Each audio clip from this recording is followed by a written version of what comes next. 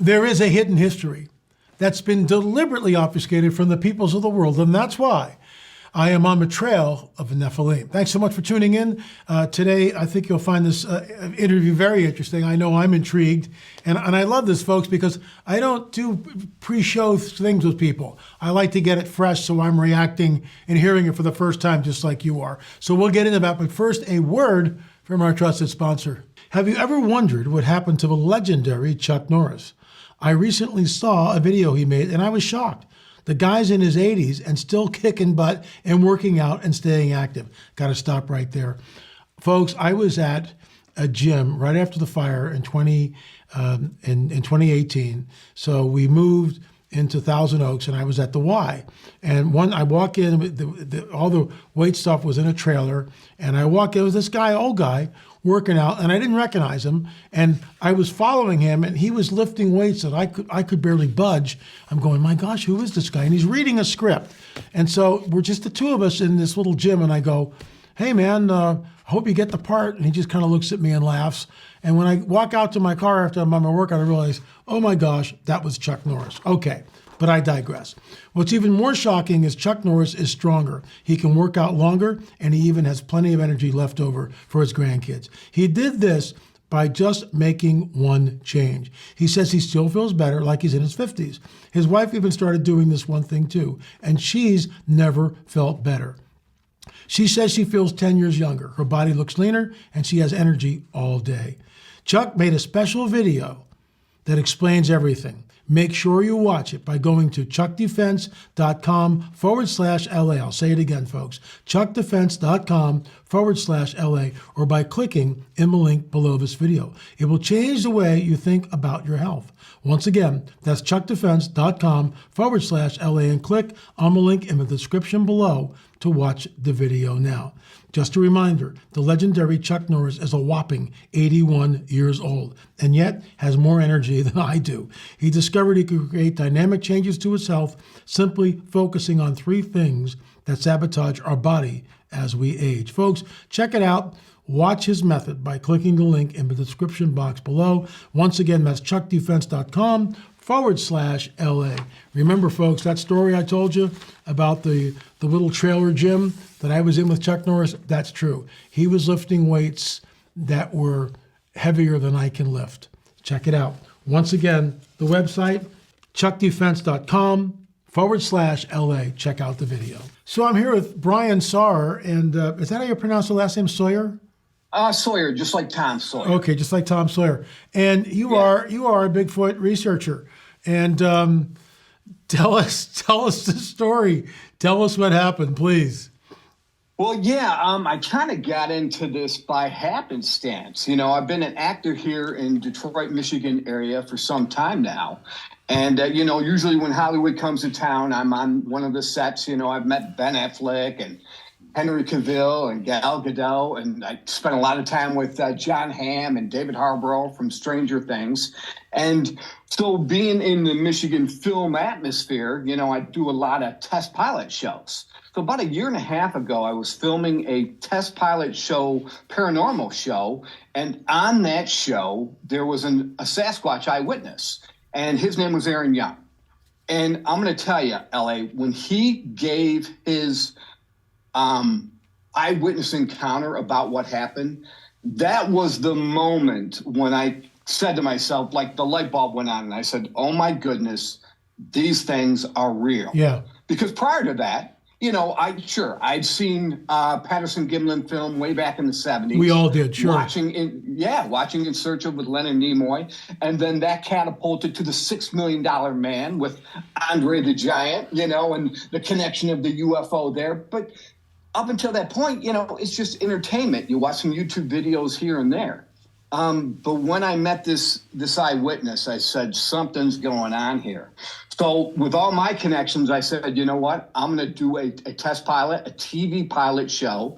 And so far, over the past year, LA, I thought, you know, hey, I'm hoping to get one season. Oh, no, we're going into season 2, and we're bleeding into season 3 now. Wow, and congratulations. yeah.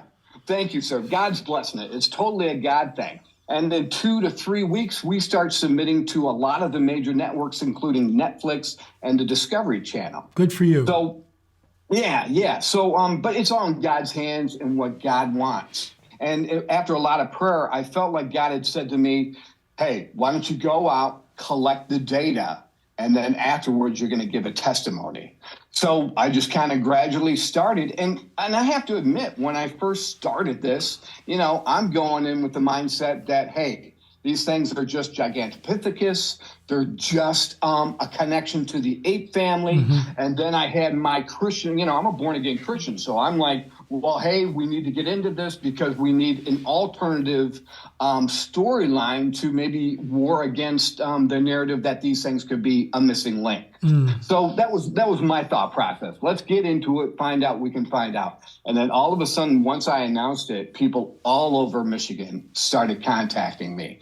And so I have been traveling all over Michigan, getting every eyewitness encounter I can. And I'm going to tell you right now, they're not Gigantopithecus. No. When I was in prayer last week, and I'm like, okay, Lord, could these things be, maybe the Neanderthal, some human DNA? And I'm just trying to kind of clarify it in my brain. And he just clearly was like, look, you're my son. You believe in the word. And so it has to connect to the Nephilim. It has to have some kind of bloodline connection to that. And I just thought about, gee, how many different kinds of insects there are? There are, 900,000 to 1 million different types of insects. So if these things have, some human DNA, part fallen angel, Nephilim, generations down the line, then we're going to learn about this. And sure enough, with all the eyewitness encounters, what I do, LA, is I go in and I kind of say, hey, I want to hear your encounter, how it happened to you. I am not here to control the narrative. I am not here to tell you what you saw. I want you to tell me what you think you saw and what you think happened. And I'll tell you, it has just catapulted. The first instance, we'll jump right into it. A guy by the name of Jim Ingram, not too far from my house, has been visiting an area, camping out with his girlfriend. And they like to go there a little bit after midnight and get a campfire going and, kind of light it up. Well, this is mid-August when it's really hot. Here in Michigan, it doesn't get hot for too long. We're talking July, August, maybe sometimes into September. So he lights up a campfire, and not too long after that, him and his girlfriend get chased out of there, what they believe were 2 Sasquatch. At the time, he was just so scared, he couldn't figure it out if it was some sort of lion yelling at him and his girlfriend, and so it chased him out of there. Wow. Oh, not too long after that, they say, well, did that really happen? Let's go back. So they go back into the same part of the woods. They get chased out again. So I use that as my season 1, episode 1, that, hey, there could be Sasquatch. We go back there and we find footprints. We find tangible evidence that these creatures are back there. How big were the prints? Go ahead. No, We've got 4 different prints from back there. Okay. I have a baby Sasquatch print, what we believe is, and I'll send you a picture of that, ranging up to about 18 to 20 inches. That's big. So what we believe we have is a baby Squatch, 2 adolescents, and maybe the mother. Because this all led into another eyewitness who contacted me and said, hey, I've seen your season 1, and you guys hit the nail on the head. I've been camping back there for 20 years. He said the first 10 years, I started to hear activity. I started to hear howls or wood knocks. And he said I'd run around to the trees and try to find out where these things maybe hit the tree. Once everything started connected, I'm like, wow, these got to be Sasquatch. So he'd run around to the trees looking for any kind of marks, and he couldn't find anything. So he assumes that it might be from the vocal cords, the so-called tree knocks. Well, after 10 years of camping out, hearing the tree knocks, that leading into the cliche samurai chatter, he finally gets to see these things. And he sees 2 adolescents. He said they are like blurs. They are so quick. He said, and they were hunting in the area. And in different locations, they were stacking deer carcasses 3 high. Wow. And he said one particular day, he was watching these two Sasquatch adolescents just move back and forth, who I believe are the same, mischievous Sasquatch that chased out Jim Ingram. So now I've got two eyewitnesses, so to speak. And so he's watching these two go back and forth, and all of a sudden he's like, gets an eerie feeling. He looks over his shoulder, and a larger, whether it be the alpha male, we don't know, is standing there behind him, watching him. And he got a clear picture of this thing, not picture on a camera, but with his own eyes, visual. How big? He said he measured the tree branch where it came across its face, and it was 8 to 9 feet. So that is an ebony-colored Sasquatch family that lives not too far from me on what we call the Black River. Let me ask you this. I'm sure you've heard of Scott Carpenter, a Bigfoot researcher, and he just passed away not too long ago. Scott believed that, as I do, that these are some sort of Nephilim hybrid, and they have a nefarious agenda and they're evil. So Scott put them all in one basket. Other people I've talked to, not so fast, citizen. They think some are good, some are bad. Some people call them a certain type are the guardians of the forest. Other people are going, no. No guardians of the forest. These guys have an agenda. What we all can agree on is that the population has exploded since Gimli Patterson. Exploded. Without a doubt. And yes. I wonder, my battle buddy, the late Russ Disdar, used to say, the Therion that we read in the book of Revelation, well, that's not hamsters and giraffes. So what are the beasts of the earth? The Therion. And I have gone publicly and stated this, that I believe the Therion are, in fact, the Squatches. I think, you get one of these guys that, you just said it, an adolescent that moves like that from one place to another. You get you get a couple of these things in a town or village, all hell breaks loose in a matter of minutes. Exactly. What are your thoughts when you hear that? I agree totally with you, and that was part of the reason I contacted with you, because of the information I've been finding out. What stuck in my brain, I went back. I had remember watching that video, and I went back to it, and what kept sticking in my mind was the word that you and Scott used, staging. Staging, okay? Let's go back to this Black Sasquatch family here for a moment that doesn't live too far from me. Matt Sexton accidentally walked into one of those portals. And he said, Bryan, I know this area. I've been back here for 20 years, and it's not that large of an area. He said, I was supposed to be heading up the hill where the turkeys come down every morning. He said, and it was blurry. All of a sudden, it was blurry and kind of dark. And I just figured, well, it's just the trees or the sunlight, whatever. He said, I believe I proceeded into that portal. And when I came out, I'm in some kind of swampland that I've never seen before. So he says, whether it was the transition from reality into the portal that made me sick, or that the Sasquatch noticed that I had come through and projected infrasound onto me, right. He said I became very ill, and I actually was keeled over, dry heaving, getting ready to throw up. He said, fortunately, I saw my footprint still in the dew, and so I backed out of there, and he said, once I got back out of there, immediately I felt better. Wow. So, I have never heard anything remotely like that. In all my studies and interviews and everything else. I mean, we know the gateways, the portals were there. They're interdimensional entities. Did he have any idea where that swamp was? Louisiana, maybe? No. None? No. And up to this point, LA, I had thought, well, okay, because I have a Chippewa Indian friend, and he was telling me where there are certain locations, and usually they are ancient Indian burial grounds or warring sites, land set aside or state land set aside, and that's where these portals are, and the government even knows about it. Well, here's what I contest.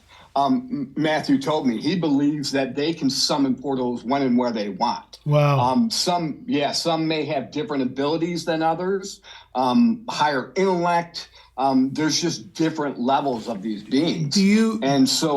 Go ahead. No, I just, the question, it's wow. I mean, with that type of ability, I mean, this ties into everything I've ever studied and read about them. I mean, I remember interviewing Ron Moorhead following these 27-inch footprints, and all of a sudden, it's gone, just gone. Yep. And so if these entities have the ability to, open up gateways, open up portals, and go from one place to another, this also corroborates the woman in Canada who walked out on her porch about 50 yards away. She's looking, across this field about a mile away. She's watching her neighbor hang clothes on a spring day in Canada. Okay. And the field has just been plowed. In front of her, about 50 yards away, a Squatch appears behind this scrub brush. I mean, just appears there. He's crouching low, but I mean, she's like, what? She can't believe it. The thing just materializes like this. And the same way, in the same way with Ron Moorhead, the footprints just disappear. The same thing. She watched this thing for a good 5 minutes, and then all of a sudden, just blinked right out. And went back through the gateway, went back to the portal. So, in my opinion, these are interdimensional beings. Your thoughts? Without a doubt. Did I send you the picture of the one cloaking that I got? No, please do. Okay. I'm going to send you that one where, so yes, with the interdimensional portal using, they can go wherever they want. Can I use the picture in this interview? Of course you can. Thank you. I appreciate that. Yeah. Thank you. Thank you, Bryan. And the one cloaking, it was a friend of a friend who took the picture. So they said that when they got the picture, it was, let's say, at point A, and had gathered the surrounding information, foliage information that it needed, but then from whatever reason, it stepped into the middle of the path where the foliage background was different, and so it had still carried the foliage background from point A into point B. Wow. And you'll see that in the picture that I send you. So, yeah, truly amazing. And so with the staging, let's get back to the staging. Sure. I just had my mind blown a month ago. I get a call from a lady, and that's the video I sent you. Did you happen to look at that YouTube link? Lady's got the family of Sasquatch living pretty much in her backyard. Good grief. And yes, now this is where if you want to sit here, see, we can talk freely as Christians, but you want to sit here and keep telling me that these things are just big dumb apes.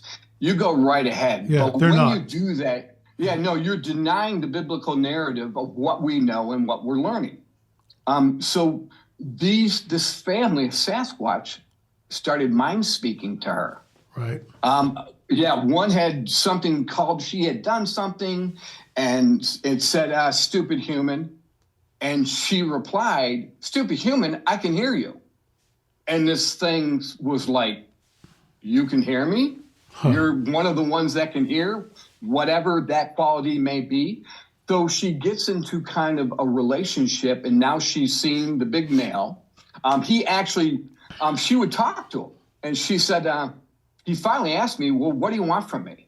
You just want to see me? And she said, yeah. And so this Sasquatch, whose name is JB, finally stepped out on the side of the road to where she could get a clear picture. And since then, she's seen the adolescent who she's named Olaf. And there's supposedly a mother as well named Nima. And then supposedly they have a dogman friend that she's named Ren. Okay, so it gets scary after this. So you've got a Bigfoot family that is interacting peacefully with this individual. And well, let me stop you right there. Let me stop you right there. This, what you just said, interacting peacefully. So this to me might be a very coordinated, very nefarious ruse to kind of suck people in. But the overarching agenda to everything is not something good. Your thoughts? Yeah, LA, as a born-again Christian, I cannot deny that. Anybody who says they fully understand what these things are, I think they're crazy, we don't know. But right, but because of our biblical narrative, we have to agree with that, and we have to be on guard. So, with that said, so you've got a Sasquatch family, and JB had spoken to this woman. Her name's Angie Elizabeth, and said, hey, I don't want any trouble with men. Men have guns. Men bring sickness into our family, all of that. I don't want any trouble. So that's said, okay? Is it a guise? Yeah. Is it, you know, like you're saying, are they hiding their true nature? Right, exactly. Well, check this well, check this out. She's got, hopefully I sent you her footprints as well. I'll double check on that and I'll send you those footprints. Well, one night, all of a sudden she starts to hear mind speak. And she's like, well, this is not Jabi. And this particular Sasquatch says, I'm an elder Sasquatch. Come outside. Whoa. And she's like, what do you mean, come outside? Then he says, I'm hungry, come outside. So she gifts the nice Sasquatch family. She's like, well, I only gift on holidays. And, other than that, you guys know how to forage for food just fine. I'm not going to feed you. That's been established already. I'll give you something on holidays and that's it. And he says, no, come outside. I'm hungry. So finally she says, well, have you ever tasted human flesh? Whoa. And he replies, yes. So she gets really scared and she calls for the other alpha Sasquatch, Jabi, the head of the family. And she's calling for Jabi, and this elder Sasquatch is mind speaking with her and says, he can't hear you. I've blocked him. I'm an elder Sasquatch. I have more power. Come outside. I'm hungry. Wow. So she says no, and the thing finally leaves. So, wow. Is she born? Is that crazy? Is she a Christian? No, she is not. No, she is not. That explains a lot. She calls herself a medium and that type of thing. There you go. Yeah, Wow. exactly. I go into these situations, and that's what I feel I've been directed by the Lord. Go in, let them speak, and collect the data. Right. And then, yes, if the door opens, then definitely I say, well, here's how, as a Christian, here's how I look at it. Right. So please be aware of these things, and give your heart to the Lord, and then we talk about that. So Bryan, wrap this up for us. I mean, what are we looking at here? What are your thoughts? What do you think this is? Yeah, I think we are looking at part of the Nephilim bloodline, maybe generations down. I totally agree with what Scott Carpenter has said. That gives an answer to, just as you have different types of human, right, you have different types of Sasquatch, right, with different abilities, intellect, and powers. So for sure, I do believe that. Folks, there it is. And how do we get in touch with you? How do we get in touch with you? Watch the films?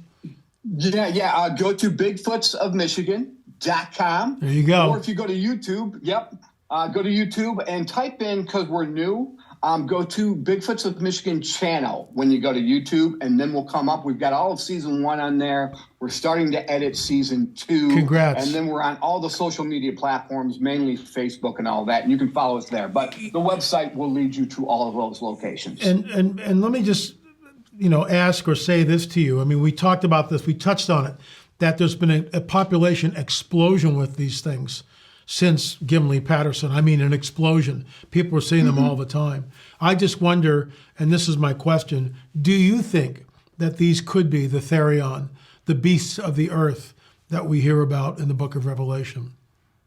Without a doubt. After the picture I showed you of the reptilian prey mantis type being, that was real close to an urban area, and Special Forces friends sent me that picture. We'll talk more about that another time. Yeah. But yes, without a Well, doubt. I'd love to have you back on. I'd love to have you back on. Bigfootofmichigan.com. Awesome.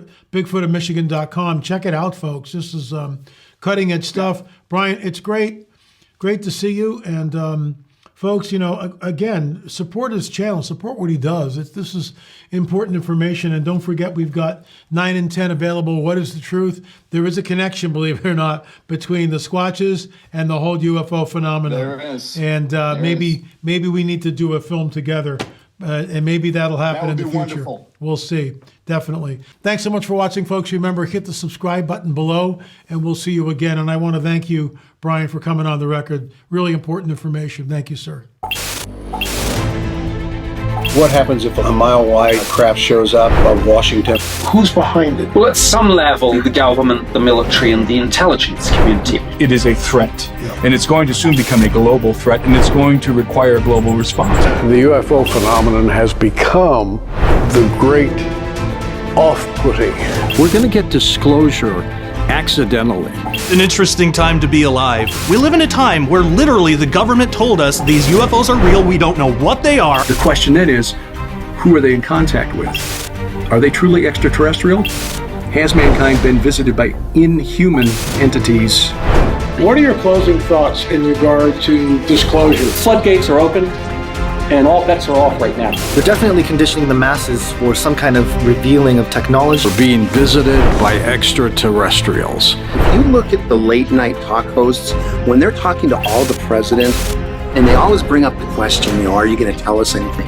If you look at their faces, they know something. Folks, the phenomenon is not going away. We go up, they show up. We go up, they come down. To warn of what we believe is the coming great deception.